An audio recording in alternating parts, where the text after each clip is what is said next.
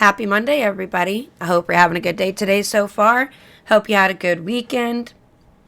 Mine was just fine. I am once again dealing with sinuses, and it probably has everything to do with having 70-degree weather for a couple days and then just dropping down to the 30s the next day. And it always messes with my sinuses. So I'm not sick. I don't feel awful, just congested. And that's the worst feeling because sometimes you just feel like you can't breathe, especially when you're in bed. So I hate that. But other than that, I'm fine. I do want to say that there's a couple things that I've decided I'm going to start working on for myself, which is I had shared on social media that I'd finally gotten down to my goal weight of 145, which is what I weighed before I got pregnant with my first child. And it only took me 10 years to get there. Now, it didn't take 10 years of trying because I didn't try for 10 years. I just recently started doing stuff to get me down to that weight. And now I'm going to actually start exercising and working out, not just to be a certain weight, but now to be fit and more healthy and stronger. So that is one thing that I'm working on. And then the other thing is I have decided, and maybe some of y'all don't know, that I'm a smoker. And I say I've tried to quit before, but I guess technically I've never really actually tried. I've said I was going to quit, and then I don't. But this time I'm going to really quit. I was reading about it, and really I just need to make it 2 weeks, and then withdrawals and cravings they stop. So if you can make it 2 weeks, then you should be good after that. And I'm doing this for my kids, for my health, and for my finances because they're expensive. And the thought of the money that I could have saved over what I've spent on cigarettes, it's depressing. So I don't intend to buy another pack of cigarettes. I'm going to quit. But the money that I would be spending on cigarettes, I'm going to save every month because I wasn't going to have it if I was still smoking. So I'm going to put it into a savings account and just really start taking better care of myself. So any support and encouragement to keep me going would be great because I really want to quit this time. I don't like the way smoke makes you smell. I don't like the way it makes my skin feel. And of course, it's bad for my health and my breathing and my coughing. And I mean, it's not a constant and it's not often, but when I do, I know it's because I'm a smoker. And I would prefer to still be alive when my kids graduate or, get engaged, get married, and have grandkids. I want to be able to be around for that. So I really need to start taking better care of my health. So I just wanted to let y'all know that so that y'all can encourage me and motivate me to keep going and to do it.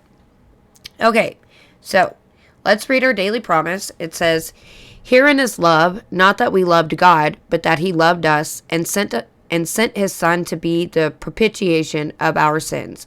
1 John 4:10. Our love for God cannot save us, but his love for us can.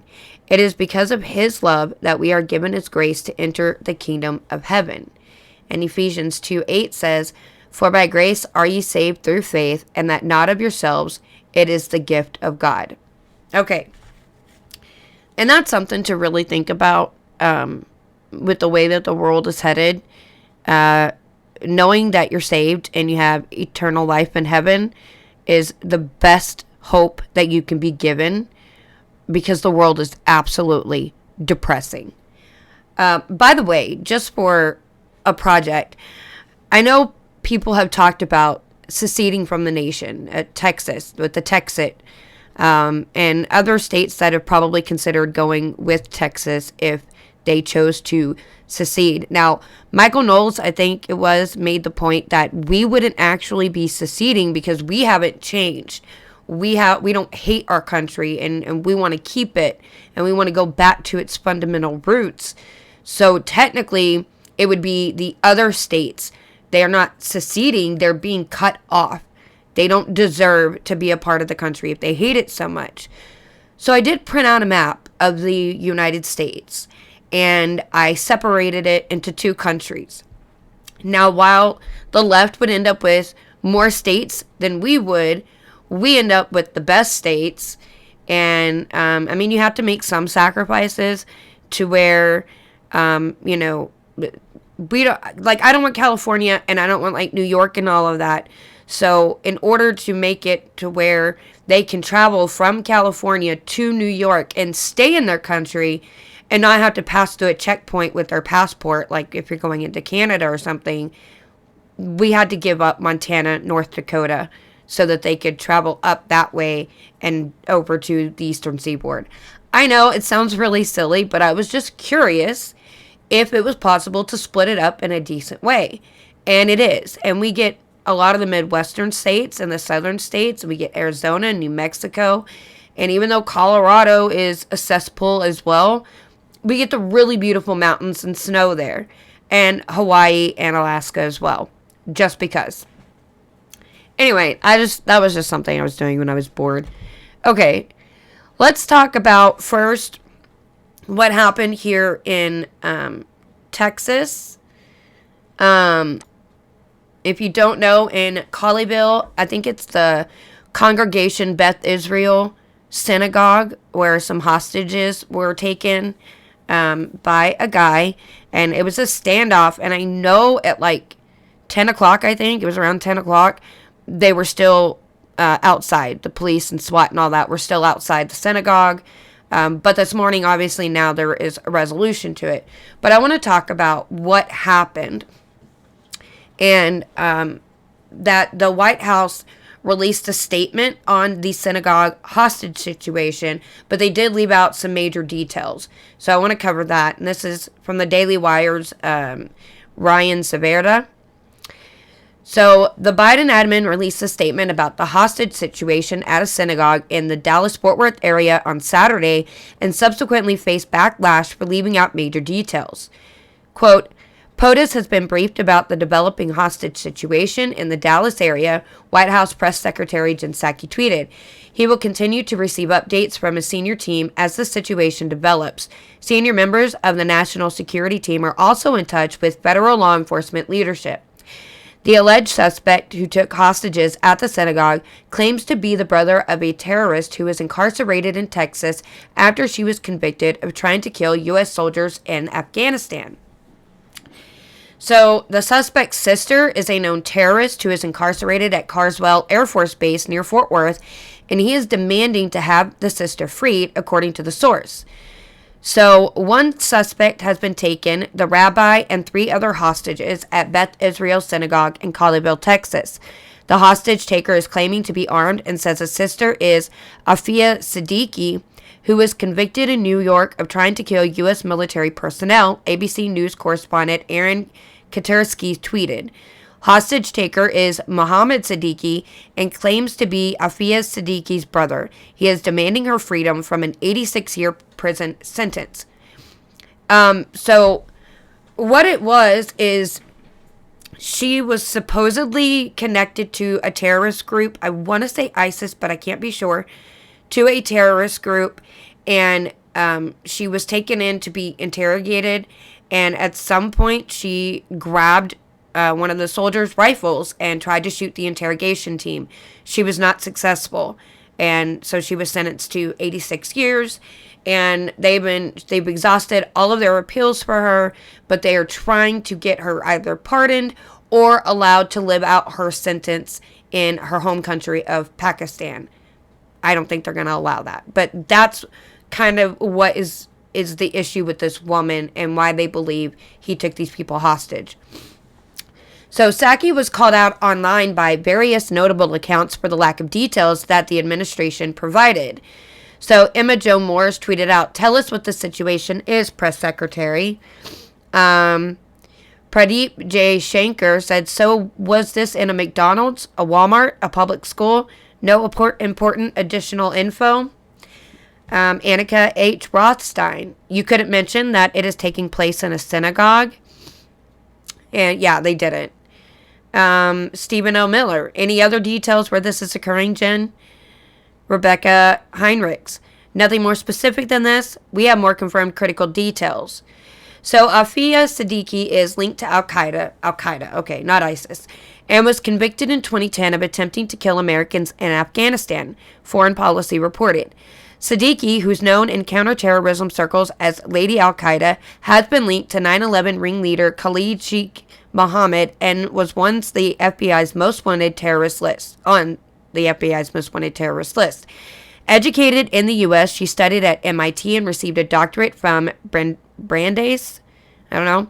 Siddiqui was arrested in 2008 in Afghanistan carrying sodium cyanide, as well as documents describing how to make chemical weapons and dirty bombs and how to weaponize Ebola. When FBI military officials tried to question Siddiqui, she grabbed a weapon left on the table in her interrogation room and fired upon them. So we are currently conducting SWAT operations around the 6100 block of Pleasant Run Road. All residents in the immediate area are being evacuated. Please avoid the area, the Colleyville PD wrote. So update yesterday, or on the 15th at 4:50, the situation at the 6100 block of Pleasant Run Road posted about earlier remains ongoing. So the media staging area was Good Shepherd Catholic Church. So a Star Telegram reporter, Jessica Harkey, tweeted out remarks that the hostage taker allegedly made, which could be heard on the synagogue's live stream posted on Facebook before the tech giant took down the video. "Don't cry on the effing phone with me," a person who is allegedly the hostage taker said on the live stream. "Don't effing cry on me. I have 6 beautiful kids. There are hostages in the synagogue who are going to die. What are you crying for?" He also said, "I'm going to die. Are you listening? I'm going to die doing this, all right? Are you listening? I'm going to die. Don't cry about me," the person allegedly says. "I'm going to die. Don't cry about me. Are you listening? I'm going to die." So, needless to say, he died. So, let me get, okay, so it was 9 o'clock, probably, when the last time I looked at a live stream of this. I said 10, but I wasn't really looking at the time. I just know we were in the car headed home. U.S. Rep. Beth Dwayne told a Star Telegram reporter in a text that the hostage taker is dead. A loud bang, followed by what sounded like gunfire, was heard about 9:12 p.m. Saturday outside the Colleyville synagogue, where a hostage situation has been ongoing for hours. Prayers answered, Texas Governor Greg Abbott tweeted, "All hostages are out alive and safe." Colleyville Police Chief Michael Miller later confirmed the news, saying around 9 p.m., the hostage rescue team breached the synagogue. They rescued the 3 hostages. The suspect is deceased. The Colleyville PD tweeted, "Update at 9:55 p.m. The SWAT situation in Colleyville is resolved and all hostages are safe. We continue to work in partnership with the FBI to finalize all details. We will be addressing the media staging area at Good Shepherd Catholic Church at 10:15 p.m. with an update." The alleged suspect who took hostages at the synagogue claimed to be the brother of a terrorist, okay. But is that in fact who it was? So, no actual confirmation. I mean, I guess this is confirmation. He said he was her brother. So, it seems like that's exactly who it was. It wasn't anybody else, and that the information got crisscrossed. That sounds like who it was. Siddiqui's brother demanding her release. So that's what's been happening in Texas. And, thank God that the hostages were out, alive, safe, no harm done to them. That is a wonderful thing. Now, I want to talk about, I know it's already passed and people have already talked about January 6th. But I want to talk about some stuff that happened that is ongoing, but people have kind of just forgotten about it and are not talking about it. The first thing I want to talk about is I want to talk about Ashley Babbitt and her shooter. And I think the fact that no one has been talking about Michael Byrd since he had his little interview and claimed that, he was justified in his shooting, which I don't believe he was. I think that we should be taking a look at what is going on with him right now, because he's now back in charge of house security. And I couldn't find the exact one that Elijah Schaffer was using, but Michael Byrd never gave a statement. He was never interviewed by Metropolitan PD. Nothing. There was and he did not cooperate with internal investigations. I wish I could have found that exact thing that he was reading. But I have this one, and it is from thefederalist.com. So this is by Paul Sperry. When U.S. Capitol Police Lieutenant Michael Byrd went on NBC Nightly News to tell his side of shooting and killing unarmed January 6th rioter Ashley Babbitt, he made a point to note he'd been investigated by several agencies and exonerated for his actions that day. So he told NBC News anchor Lester Holt in August, "There's an investigative process, and I was cleared by the DOJ and FBI and the D.C. Metropolitan Police." That's what he said. And they decided not to discipline him or demote him. Byrd then answered a series of questions by Holt about the shooting, but what he told the friendly journalist he likely never told investigators. That's because he refused to answer their questions, according to several sources and documents reviewed by Real Clear Investigations. In fact, investigators cleared Byrd of wrongdoing in the shooting without actually interviewing him about the shooting or threatening him with punishment if he did not cooperate with their criminal investigation. Quote, "He didn't provide any statement to criminal investigators, and they didn't push him to make a statement. It's astonishing how skimpy his investigative file is." And that is from the Babbitt family attorney, Terry Roberts. Roberts, who has spoken with the D.C. MPD detective assigned to the case, said the kid glove treatment of Byrd raises suspicions the investigation was a quote-unquote whitewash. The lawyer's account appears to be backed up by a January 2021 Internal Affairs report, which notes Byrd, quote, declined to provide a statement, end quote, to D.C. MPD documents show. Asked about it, a D.C. MPD spokeswoman confirmed that Byrd did not cooperate with internal affairs agents or FBI agents who jointly investigated what was one of the most high-profile officer-involved shooting cases in U.S. history. Quote, MPD did not formally interview Lieutenant Byrd. He didn't give a statement while under the U.S. Attorney's Office investigation. That's from Deputy D.C. MPD Communications Director Kristen Metzger. So after Byrd declined to cooperate with D.C. MPD Internal Affairs Division's investigation, which was led by Detective John Hendrick, his case was eventually turned over to the USCP for a final administrative review of whether his actions conformed with department policies and training.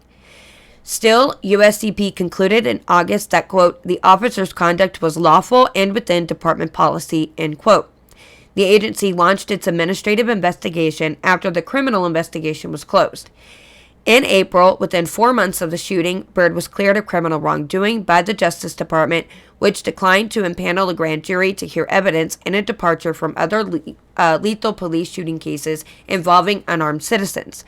Justice ruled there was, quote-unquote, not enough evidence to conclude Byrd violated Babbitt's civil rights or willfully acted recklessly in shooting her. Byrd remains the commander in charge of security for the House of Representatives. Neither the FBI nor the Justice Department would comment on whether they pressed Byrd after he insisted on remaining silent. The D.C. Police Force, which shares some jurisdiction with the Capitol Police, takes the lead in internal affairs probes like this one. Roberts questioned how investigators could find that Byrd acted in self-defense and properly followed his training procedures, including issuing warnings before shooting Babbitt, since he refused to talk about it while the investigation was open, and his statements, unlike those made to NBC, would have been taken under penalty of perjury. Quote, how would they know if they never interviewed him? He said, the attorney, adding that it's not enough to say an officer did nothing wrong without showing how it reached such a finding. By avoiding an interrogation, he said Byrd avoided saying anything that could have been used to incriminate him, including making false statements to federal agents, which would be a felony. Remarkably, he did not formally invoke his Fifth Amendment right to remain silent, according to people familiar with the case, which makes the reluctance of authorities to lean on him or sanction him for not cooperating all the more puzzling. By law, federal agencies can use leverage short of termination, such as an unwelcome duty reassignment, to persuade employees to cooperate with investigators. Byrd was put on paid administrative leave during the investigative process. Byrd waited to speak publicly until after his statement could no longer be used against him in a criminal probe. The heavily promoted NBC exclusive told only his account of what happened with no opposing viewpoints. I believe I showed the utmost courage on January 6th, Byrd said. If that's what he thinks courage is, man. In defending his actions, Byrd told Holt things he evidently wouldn't tell investigators, including his claim that he shot as a last resort and only after warning Babbitt to stop.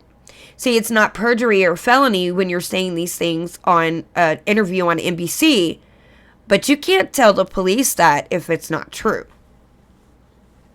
So, the Babbitt family has maintained that the rushed investigation amounted to cover-up of misconduct by the officer. It says the federal probe was conducted under political pressure, arguing that Byrd was not put through the normal rigors of a police shooting investigation to avoid making a martyr of Babbitt, an avid Donald Trump supporter, an Air Force veteran from California. Babbitt died while wearing a Trump flag as a cape. The former president has demanded the Justice Department reinvestigate her death. Representative Troy Nehls of Texas, a former sheriff, argued Babbitt's shooting should have been presented to a federal grand jury. Quote, "This case was mishandled from the very beginning," the Republican lawmaker told the U.S. attorney who led the probe for the Justice Department in a recent letter. In a separate letter to the Capitol Police Chief, Nehls wrote, "Many officers in the USCP I have spoken to believe the investigations of Lieutenant Byrd were dropped because of his position and other political considerations." So let's cover some use of force experts that are skeptical of what happened.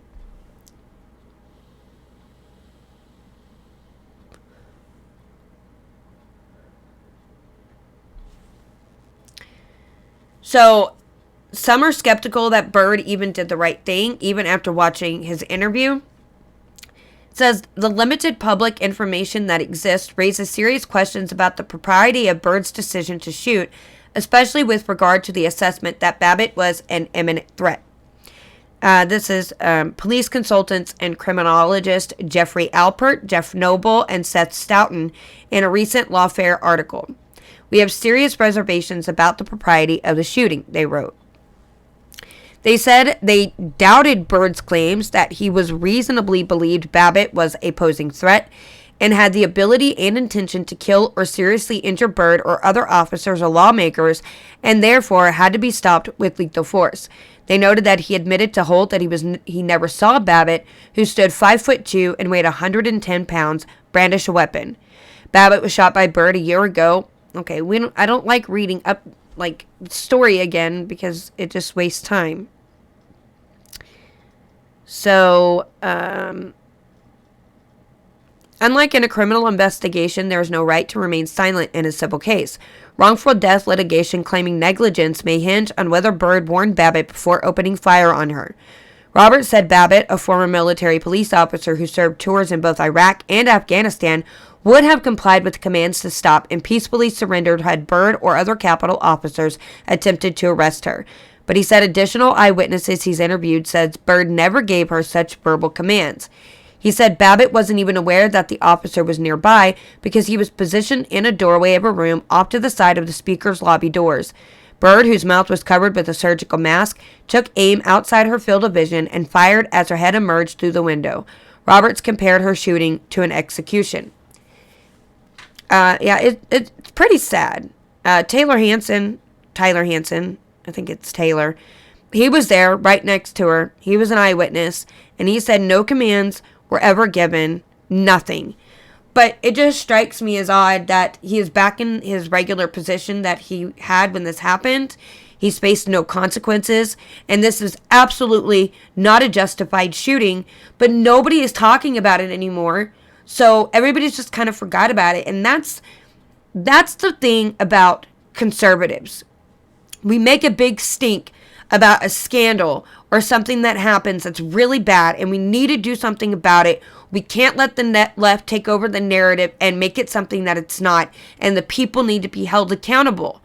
But then we just drop it. we move on to the next thing. Why can't we do both? Why can't we work on something to fix the narrative and make people pay for doing wrong, but also deal with the next scandal that comes along? It's like we can't multitask, and it's ridiculous. And this cannot be allowed to happen. This man, we have seen police officers who were absolutely justified in shooting the assailants that were trying to get away from them, spending years in prison for something that they should not be in trouble for. But then you have this officer, because he has the correct ideology, is not being charged with anything and gets to go back to just doing whatever it was he was doing before. And he needs to be held accountable, and he needs to sit in a prison cell because he murdered Ashley Babbitt and he was wrong. This may get taken down from YouTube. Who knows? I might have to cut that part out if I want it to go up on YouTube. Earlier, when I started the episode, I was talking about secession and separating the United States into two countries. Now, something interesting that is happening right now, which could be gearing up for if some states do decide to secede, or if somebody in an election coming up, maybe in this year or the next presidential election, if somebody is elected that certain people don't like, they're gearing up for what they're going to do if that happens. So this is from SputnikNews.com. U.S. Army to conduct guerrilla warfare exercise training troops in overthrowing illegitimate government. So, this is by Tim Corso. It says CIA operatives are not the only tool for overthrowing unfriendly regimes that Washington has at its disposal. All U.S. Special Forces trainees pass the exercise during their final exam. The U.S. Army will conduct drills known as Robin Sage in North Carolina starting January 23rd to prepare young recruits for the Special Forces to take part in guerrilla warfare against a numerically superior enemy. The 2-week-long exercise will see recruits put inside of a politically unstable fictional country known as Pineland, where they will be helping local guerrillas to carry out reconnaissance missions, conduct raids, and organize ambushes against the forces of an illegitimate government. Their end game in this drill is to overthrow the ruling regime. The exercise also teaches future Special Forces soldiers how to work with their guerrilla partners, from training and helping them with missions to preventing them from committing war crimes. So Susan Katz Keating quoted out Robin Sage, a half-century tradition for graduating the Q course. No, the Green Berets are not planning to suppress a rebellion near you. I do like that Pineland flag, though. Who knows? Who knows? It definitely could be used for that. So the Robin Sage drills, named after U.S. Colonel Jerry Michael Sage, who escaped from Nazi captivity after more than a dozen attempts, have been held since 1974 and serve as the final exam for Special Forces recruits. However, they only recently became known to the public. The U.S. Army has been coordinating these drills with local authorities and even has been attracting local civilians as actors since 2002. The exercise's shift to transparency happened after an incident in which one recruit was killed and another injured by a local sheriff's deputy who had mistaken the armed troops not wearing U.S. Army uniforms for criminals. I just thought that was interesting because I had no idea that this kind of stuff went on. I'm just saying, I think it's odd that this is coming and jumping up to the forefront at a moment like now. Is there a reason behind the fact that it is jumping up and being known to the public, even though we've known since 2002? Why is it just now becoming a really big thing again? Why are people talking about it now? And it just makes you wonder. This is from Citizen Free Press, and it says that you're going to need vaccination papers to go outside in D.C. So Mayor Muriel Bowser tweeted out, "Remember that starting Saturday, which is January 15th, you will need these 3 things before heading out. Proof of vaccination, 12 years and up, proof of vaccination and photo ID, 18 years plus, and your mask." Okay, so all the places that you're going to need this stuff Proof of your vaccination against COVID is required in the following locations: restaurants, indoor food and drink establishments such as restaurants, nightclubs, taverns, coffee shops, food halls, indoor cultural and entertainment establishments such as concert, live entertainment, and sporting venues, movie theaters, bowling alleys, indoor exercise and recreational establishments such as gyms, fitness studios, any facilities used for group fitness classes, indoor event and meeting establishments such as conferences.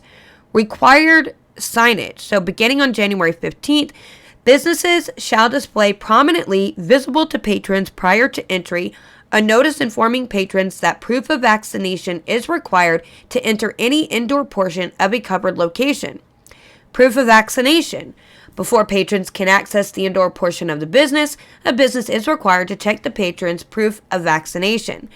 One of the following options will demonstrate proof of vaccination: your physical CDC vaccination card, a digital copy or photo of a CDC vaccination card, a COVID-19 verification app such as VaxYes or Clear. Speaking of Washington, D.C. and the Capitol, you may remember that I covered this from revolver.news, and I talked about Ray Epps, right? And I kind of explained to y'all who he was. He was there at the Capitol that day, and he was inciting the riot, okay? So Ray Epps, he was among the primary orchestrators of the very first breach of the Capitol's police barricades at 12:50 on January 6th. It appears that he led the breach team that committed the very first illegal acts on that day. And then Epps and his breach team did all their dirty work with 20 minutes still remaining in President Trump's National Mall speech. So they started 20 minutes early before all the people got down there. And when the vast majority of Trump supporters still 30 minutes away from the Capitol. So secondly, Revolver determined and also was able to prove that the FBI stealthily removed Ray Epps from its Capitol Violence Most Wanted list on July 1st, just one day after Revolver exposed the inexplicable and puzzlesome FBI protection of known Epps associate and Oath Keepers leader Stewart Rhodes. July 1st was also just one day after a separate New York Times report amplified a glaring and falsifiable lie about Epps' role in the events of January 6th. And lastly, Ray Epps appears to have worked alongside several individuals, many of them suspiciously unindicted, to carry out a breach of the police barricades that induced a subsequent flood of unsuspecting MAGA protesters to unwittingly trespass on Capitol restricted grounds and place themselves in legal jeopardy. So Ray Epps was identified through Thomas Massey's video. And he was on Facebook and everything. So if you're on audio only, you can't see pictures. But this is Ray Epps, okay? And I think they do have videos of him on January 5th and January 6th. And here is the FBI Most Wanted list. I believe he is the one on the second row on the bottom. The first picture on the second row. I believe that is Ray Epps. But then it's gone. Okay? So they took the picture from the source video and they had him on there, and then all of a sudden removed because he was photo number 16. And it's no longer there between 15 and 17. The picture's gone. So they removed him. All right. So now you're caught up with Ray Epps. Part 2 of the Revolver news. Getting into it. Damning new details emerge exposing massive web of unindicted operators at the heart of January 6th. And this was written in December of 2021. The end of December. So it's not completely new, but I I want to mention it because this stuff is going on right now with the January 6th Commission. So, out of all the thousands of January 6th protesters and the thousands of hours of publicly available footage from that day, Ray Epps has turned out to be perhaps the only person nailed dead to rights, confessing on camera to plotting a pre-planned attack on the Capitol. On both January 5th and January 6th, Epps announced multiple times at multiple locations his upcoming plot to breach the U.S. Capitol. He then spent hours attempting to recruit hundreds of others to join him. On top of it all, Epps was seen leading key people and managing key aspects of the initial breach of the Capitol grounds himself. Okay. So, as we explained in detail in our previous report, the FBI originally put Ray Epps' face on its Capitol Violence Most Wanted list on January 8, 2021, just 2 days after January 6th. They offered a cash reward for info leading to his arrest. In fact, rank-and-file FBI agents initially deemed Epps' role as an apparent riot organizer so important that they named him suspect number 16, one of the first 20 high-profile FBI targets in a database now packed with more than 500 suspects. And actually, at the time of recording this, there are over 700 arrests from January 6th now. Then, on June 30th, 2021, Revolver News and the New York Times published inconvenient stories that encouraged a more aggressive interrogation of the Ray Epps third rail, leading reasonable people to wonder why this publicly identified man on the most wanted list still had no charges filed against him. The FBI responded to these important media stories the very next day, but their response was to quietly purge all online Ray Epps files from their website, then switch to a posture of, what?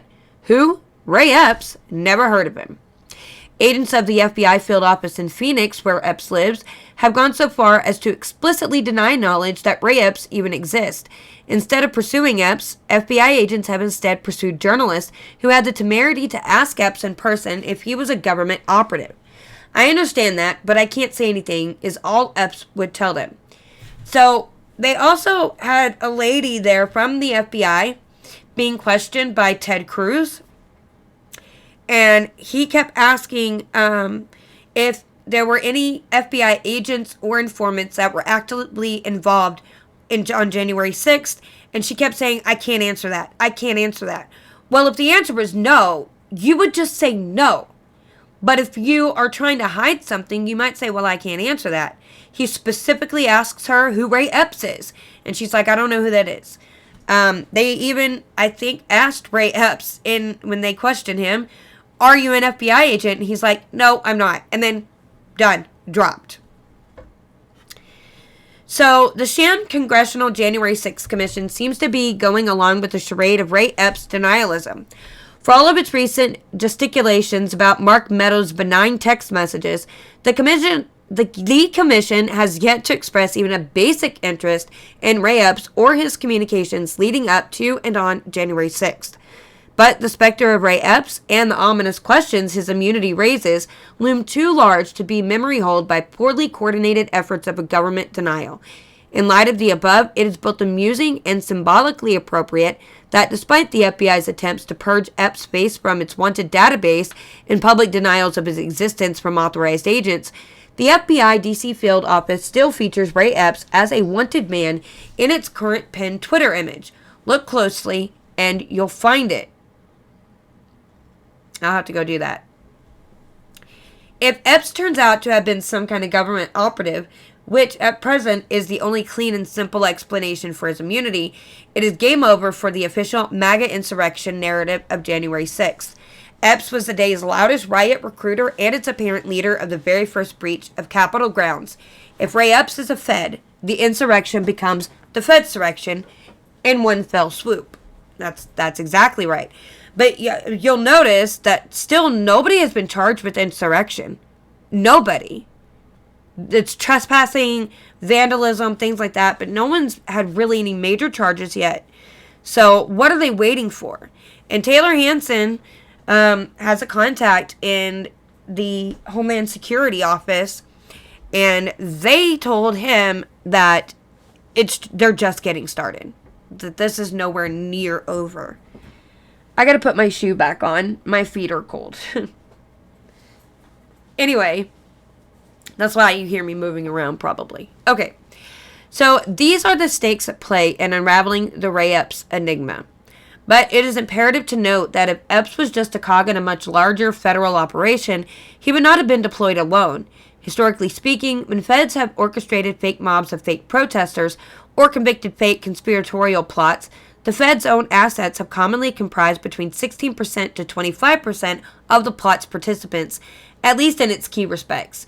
Indeed, the FBI once flew in 1,600 rowdy spooks to infiltrate a single convention with just 10,000 protesters.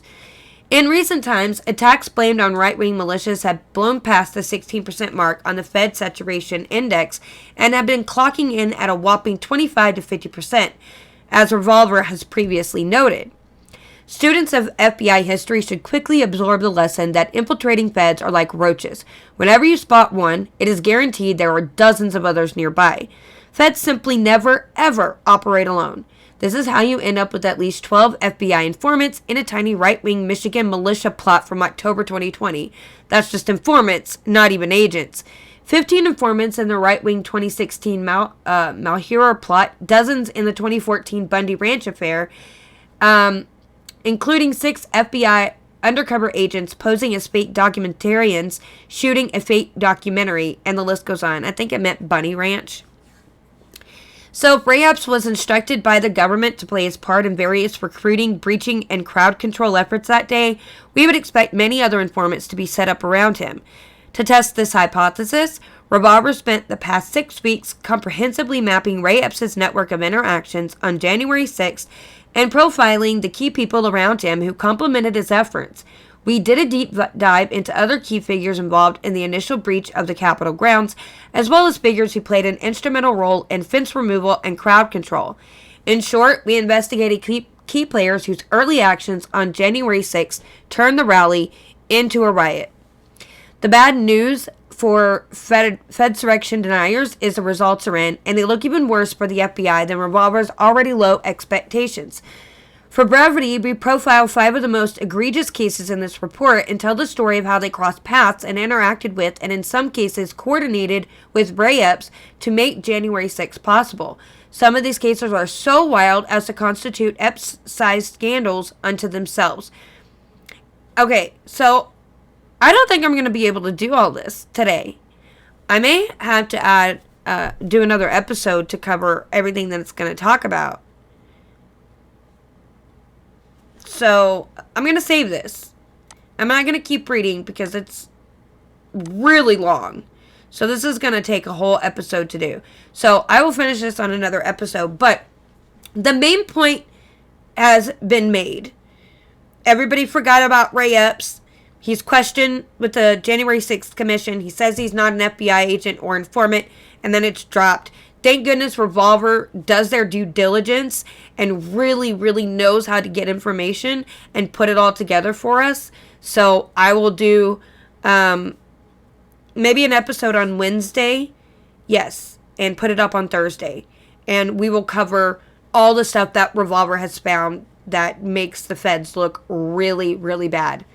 The last thing that I wanted to talk about that has to do with January 6th is that the Democrats want to put a permanent insurrection memorial up. January 6th is all the Democrats have left. Their policies have destroyed the country, and Americans are turning on them. That is why they now want to create an insurrection memorial that will permanently be in the U.S. Capitol. Co-sponsored by nearly 20 Democrats, the bill, dubbed the Capitol Remembrance Act, would direct the architect of the Capitol to design and install in the United States Capitol an exhibit that depicts the attack on the Capitol that occurred on January 6, 2021. The bill specifies that the project must be installed in a prominent location and retain a permanent status. Property damaged during the attack, photographs, and a plaque honoring the sacrifice of heroes, including United States Capitol Police Officers Brian Sicknick, are among the exhibit requirements. Officer Sicknick, however, died of natural causes, according to D.C.'s chief medical examiner. The architect may include artwork created to depict the attack on the Capitol, the bill adds. So, they're going to put up heroes of that day who were not actually heroes. Officer Sicknick died of natural causes later on. Everybody else that they say died because of January 6th, it was weeks later. 2 of them were suicides. The only person who died that day was Ashley Babbitt, and there would be nothing erected to her. Well, she's not a hero, okay, as far as that day goes. She's a hero in the fact that she sacrificed and served her country and loved her country, but she wasn't a hero of that day. But she didn't deserve to die by being there either. Should she have been there trespassing? No. You shouldn't allow yourself to get caught up with all that junk that's going on, especially when you see what happens with the riots from the left and BLM and Antifa. You shouldn't allow yourself to get caught up in all that, but I understand it happens. And it's horrible that she died because she got caught up in the excitement of all of it. And it's really sad. Of course, the Democrats won't be creating a monument to the local businesses destroyed by radical leftists or the 13 cabal heroes that the Biden administration got killed in Afghanistan. So that's what the Democrats want to do. And it's ridiculous because you know their heroes are not heroes. That's the problem. They're horrible people. The left likes to celebrate criminals and wicked, evil people as their heroes. And I don't want that to happen. I don't want that in my capital at all. Anyway, I'm going to leave the episode right here. I hope you enjoyed hanging out with me today, and I hope you learned something new. And like I said, Thursday, I will do another episode. We'll talk about Ray Epps. We'll get all the information that Revolver got, and I'll break it down for you guys because it's very interesting, I think. And I hope that it destroys the narrative of January 6th and that it gets all 700 of those people released from pretrial detention. The shaman, I hope, the QAnon shaman, I hope he gets pardoned. And I think it's going to be great if we can just keep on track. We got to continue talking about Michael Byrd and getting him dismissed from his job. And he should no longer be allowed to be any type of police officer. And then we got to keep on track about January 6th and breaking down the narrative that the left has built because it's all they ever talk about. And we have to fight against those narratives. Anyway, please go subscribe to my podcast on Anchor, Spotify, Google Podcast, Apple Podcast. That would be great. And then you can head on over to YouTube and like and share my videos. You can leave a comment and I'll get back to you. But subscribe to the channel, please. Help me build up my subscriptions and hit the notification bell so you know when I upload new videos. And good news, my last video about mass formation psychosis did not get taken down by YouTube. So thank God.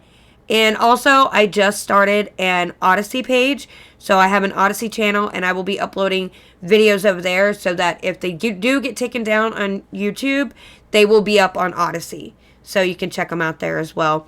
I was doing Rumble, but I just don't like that platform and I don't like it. So I'm not going to use it. So it's either YouTube or Rumble for video or Odyssey for videos. And you know, you can go pretty much anywhere to get the podcast in audio format. So thank you. I hope you have a good rest of your day and God bless.